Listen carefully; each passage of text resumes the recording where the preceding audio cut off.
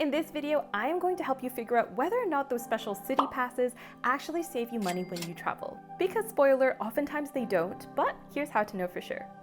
Now, in case you're new here, hi, I'm Christina from happytowander.com. And this channel is all about practical travel tips from someone who's been there, done that, so be sure to like and subscribe if that sounds like your kind of thing. Now, firstly, to make sure we're all on the same page, I just want to clarify what this video is about. Now, pretty much anywhere you go these days, when you travel at any major touristy city, they are going to have some kind of tourism pass or city card that essentially gives you access to all the main tourist attractions in that place for a bundle price. And as all the shiny marketing materials will say, these cards will save you a ton of money. But honestly, and that just isn't true for a lot of travelers, because unless you do plan to jump from one paid attraction to the next at a breakneck speed, a lot of the time it is just cheaper for you to buy individual tickets for all the places that you do want to see.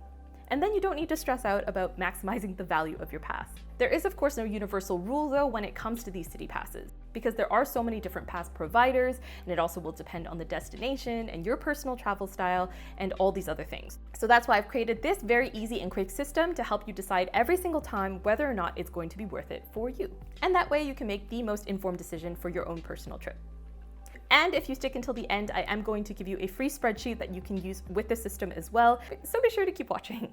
First though, I do want to clarify the different types of passes that a lot of companies will offer, because most of the time, city passes will fall into one of two categories. Firstly, the time-based ones, so these are the ones where you buy a pass for, let's say, 24 hours, 48 hours, oftentimes up to 10 days, and this pass is going to give you unlimited access to the attractions that are included in the pass during that time. The other type of pass that's becoming increasingly popular is a set bundle pass. So with these ones, you basically buy a bunch of attractions in a bundle. So let's say I want 5 attractions, you pay one set price for them, and then that way you're less restricted by time, you're more just restricted by the number of places included on the pass that you're allowed to see. Usually the savings for the latter type are way more modest, but it does come at a lower price point, and you're pretty much always guaranteed savings because you choose which attractions you're going to be doing right off the bat. But if you want to save a lot of money, you want to see a lot, you want to do a lot, and you don't mind kind of going at a breakneck speed to get there, then the first type of pass, the time-based passes, can be really good value if you know how to maximize them.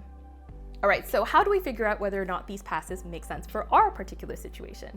Here's a very easy system to figure it out. Step 1 is to brainstorm all your top must-dos in this destination. See, the trouble with these city passes is a lot of the time they assume all you're going to be doing is going to the paid attractions. But in reality, most itineraries tend to include at least a few free activities, some foodie activities, cafes, restaurants, and things like that. So realistically, on a regular travel day, you're not just going to be going from site to site to site. So do yourself a favor, don't get blinded by all the potential savings, and actually write down all the things that you want to do in that place, whether it's a paid attraction, free attraction, restaurant, whatever it is. Then we can move on to step 2, which is actually look at the different pass options and also examine the fine print. Because of course, these days it's actually quite rare for one city to just have one pass option. A lot of different companies will be offering attraction bundle passes, and all of them will prioritize different types of attractions or have different perks, so it does pay to do a bit of research and kind of just figure out what all the different pass options are. Some distinctions to look out for include whether or not public transport is included, whether they provide free entry to the attractions listed or just discounts, whether the pass includes skip-the-line access, and if so, for which attractions, and also which attractions they actually include, because again, it's very rare for one pass to cover every single attraction in the entire city, so it's very possible that a pass will include most of them, and then the main thing you want to do isn't included, in which case it probably wouldn't be worth it. Now, step 3, the best part, the most fun part, is doing the math. Because it's all well and good for an attraction pass to include 60 plus attractions, but realistically, unless you have all the time in the world to see everything, this statistic or these potential savings don't actually matter to you.